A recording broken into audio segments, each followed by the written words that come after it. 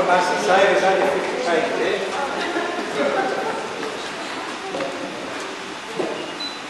Welcome and good morning to you all. My name is David Sawkins and I'm here this morning to talk to you about my exhibition. It's never too late to get up to that. Before I start, however, there are some people I would like to mention. My sincere thanks go to the wonderful team of good-looking people that run Umbrella Studios, Vicky, Kaylee and Angela Allen and other willing helpers. With great expertise they understand, organise and provide for the varying needs of the exhibiting artists. Through their efforts, Umbrella Studio radiates positive energy, stacks of good vibes and passion for the arts. May their reign be long. My thoughts on art. Art is a great communicator and has been all through the ages. Art has grabbed the attention of many people, causing reactions favourable or otherwise. Art has stirred many a heart with wonder, surprise, shock, dislike, love, ambition and many other feelings also. There is much discussion in the world of art. There is so much to talk about. The artists who put their work forward to public scrutiny are very brave, inviting comments which may be hurtful or truthful or full of praise. Comments which can lift the spirit or comments which may puncture the dream. Some artists bruise easily at critique. Good honest critique is invaluable to an artist. But if one feels like punching a certain critic on the nose, do so. But don't forget, critics can also punch noses. Painters, drawers, cartoonists, pastes, printmakers, sculptors, we need them all, as much as we need to breathe. Art comes under the heading of one of the necessities of life. Artists paint movements, scenes that are ageless, abstract, portraits, etc., bringing to life in many mediums a very diverse reality. To produce works, artists go through pain, exhilaration, depression, vitality and spasms of genius, but mainly a sense of achievement. Those of you that are here have no doubt experienced some or all of these feelings. Some things that inspire my artworks. We all have our favourite artists. One of my favourites is Walt Disney and his team of animators. What fun they gave to the young and old alike. With his animated cartoons, he gave colour, action, characters, comedy, music and stories. We remember them, never to be forgotten. This is art in one form, a very powerful expression, having very good effect on people's lives. A wonderful way of communicating. The word Opsimath sounds like the word optimist. In fact, these two words have a lot in common. Opsimath, learning late in life, never too late to learn, finding enjoyment in learning new skills, fresh ideas, participating with others, exercising the grey matter. Opsimath, a good word to use in the time. It's a positive word. Optimist, looking on the bright side, lifting up our own and other spirits, hoping for the best. My paintings are simple like my nature. As you can see, I've had no formal training. I just have an urge to paint, to put colour and shape into making a picture. What I visualise in my idea box, my mind's eye, does not always materialise onto the canvas in its original form. I hope to think that I learn by my mistake. Time flies for me when I'm painting. I do realise that I've hardly scratched the surface of my efforts. Before I go any farther, there are any questions I'd like to ask, comments you may like to make in regard to the artworks. One thing I would like to say is, above all, do not worry too much about what to paint. Have fun and enjoy creating with colour and movement. Life is too short to worry about making mistakes. Paint freely and with confidence. Apart from painting, which I love, I have, as an Opsimath, found an interest in writing. Several years ago, I joined the Writers' Guild of England. One area of the group became interested was Chatter's poetry. I do, no doubt others have tried that as well, and find it very consuming. Another of my activities is lawn bowls. I tell you, lawn bowls can be very competitive. Behind the smiles is a wicked will to win at all costs. Very keen rivalry, but all the same, evening bowling with the floodlight shining over the green The cool breeze, happy faces and voices, people enjoying a simple bag of bowls. As far as I'm concerned, it is something not to be missed. In closing, I would like to thank you for joining me today and for giving me the opportunity to share some of my thoughts with you. It has been a great pleasure to meet you all. I hope you will stay and enjoy some refreshments and listen to some wonderful music from the very talented musicians, including you. Thank you very much.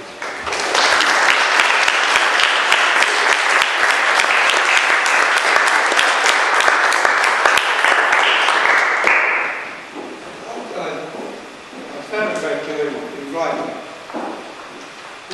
Could I indulge you in one of my little stories? Could I indulge you? It's a time to indulge you in one of my little stories. About 5 minutes. My favourite Opsimath was a lady called Coranda Jones. I invented her and she's my favourite lady. Coranda Jones lay on a king-size water bed, staring cross-eyed up at the ceiling. Coranda crossed her eyes for a while, for long periods. Whenever she got the chance, she found that it made her feel light-headed, a giddy feeling, akin to drinking qualities of cheap red wine. For Coranda, cross eyes and deep thinking travelled together. Right now she lay pondering, where was it that she was at these days? 1999, the year of the elderly. Coranda, well up in years. She had seen 87 of them slip by, but for some reason that she could not fathom, these past couple of months in particular, she had really begun to feel her age. Perhaps it was because she had been reminded of it so much in the past few months. In this year of the elderly, 1999, Coranda had been treated like royalty. And in this early part of 99, there had been trips here and trips there. She had joined in the singing at first, but how many times should one be expected to sing? It's a long way to Tipperary, and bless them all, before entered the state of Gaga. In 12 weeks, Coranda had played bingo at 44 sessions, 28 bingo drives, and she had been shown how to disguise rolls of toilet paper by putting dolls with long dresses over them. Coranda had 39 of these maidens shelving the toilet in her small double seat. There was hardly room for her to sit on the top of the toilet seat anymore. The younger set meant well. However, she was taken out to mass feeding times with her contemporaries. Coranda always felt obliged to eat, for fear of offending the 20 or so lamingtons that appeared on her soup plate. They always were served their food on soup plates. Old folks do dribble a lot when eating. 3 times were offered them, and Coranda thanked God at the prospect of a day to herself. But it was not to be. Without fail, at 8 o'clock, the doorbell would ring, announcing the arrival of yet another bright-eyed zealot ready to take her out on a mystery tour. She had visited the cemetery a number of times, and had the dates of those that had died in the earlier years read out to her, never failing to point out to her how very short their lifespan had been, and how lucky she must feel to have lived so long. Coranda looked forward to a cup of tea at these times. Another red letter day would be a trip to the communal raised-up garden beds, where veggies and flowers grew. A small green plastic trowel was to be prized into an arthritic mitt and shown how to do the weeding, while sitting on a hard block of wood, come rain or shine. Coranda on her bed felt rebellious. It was yesterday's outing that had finally put the cap on things. Coranda had been taken with half a dozen of her friends to visit Clifford's Comfy Coffins Complex. On display were many varied types of coffins. Coffins for the rich and the not so rich. Austere, flamboyant, regal, you name it. It was there on show at Clifford's Comfy Coffins Complex. Prospective customers were invited to climb into any coffin that took their fancy, have their photograph taken, and to see if the choice suited them. Clifford was there telling jokes and lifting the Asian ones in and out of the coffin all morning. Reflecting all of this, Coranda decided that it was no good her feeling this way. She realised that all the helpers meant well, but the whole scene was not for her. She had always done things her own way, and by golly, she was not going to stop now. Miranda took off her clothes and stood in front of the wardrobe mirror. She took stock of her image, all 6 stone of it, and saw that it was not a pretty sight. She admitted to herself that she had let herself go somewhat, and vowing that tomorrow she would do something about it. Tomorrow came and Miranda took her handbag and walked to the local gym. Miranda inquired of the manager and stated to him that she wanted to pump iron and could he show her how. The manager looked for her muscles and couldn't find any, and suggested that she build up her body weight first, and then he would enable her to gain strength and be able to lift the weights. The manager took Miranda's handbag and filled it with anabolic steroids and hormones and told her to drink it, to sprinkle all grain with it every morning at breakfast time. This advice was followed, and in no time at all, Miranda began putting on weight.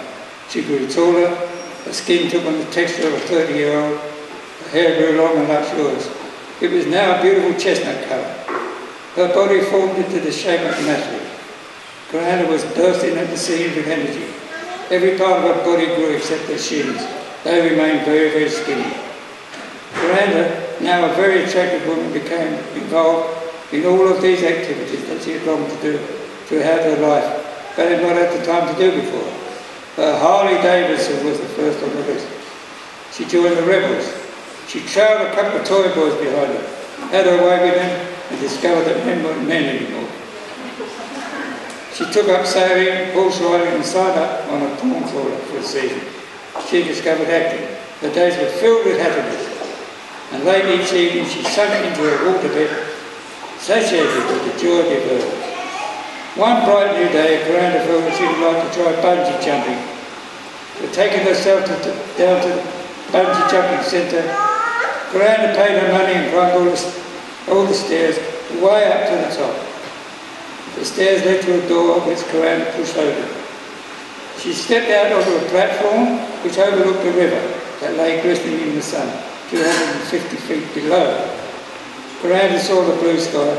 She saw the attendant moving to her. His lips were moving, but she heard nothing. Miranda was petrified. She suddenly realised where she was and what she was about to do. She urgently wanted to reach that sentry and to be able to frame the telegram from the Queen. Miranda hung onto the safety rail and screamed and screamed. The attendant thought, if I do not stop the awful noise, she would frighten the customers away for days. He grabbed Miranda and threw her to the deck, tied the bungee rope around her ankles and chucked her out into space. Miranda, realising what had happened, relaxed. What a wonderful sensation this was, dropping like a stone. When the rope reached the end of its tether and then sprang up back upwards, Miranda went one way into the water and her feet and shins went with the bungee rope upwards on its return. Swimming to the water edge, Miranda was pulled out by the duty nurse. "Are you all right?" asked the nurse. "Yes, I'm all right, but I'm very annoyed," said Miranda. "Why, my dear, did you not enjoy the ride?" the nurse said. "Thank you, my dear, I did enjoy the trip. But what has made me so angry is that only yesterday I spent $50 at the vet's getting me no toenails cut, and now I haven't even got the flaming feet." Miranda eventually got her feet and shins sewn back on. She ended up in politics. She found that niche that suits her. Now things are really looking up for the elderly, with Miranda newly appointed as Minister for the Wrinkled.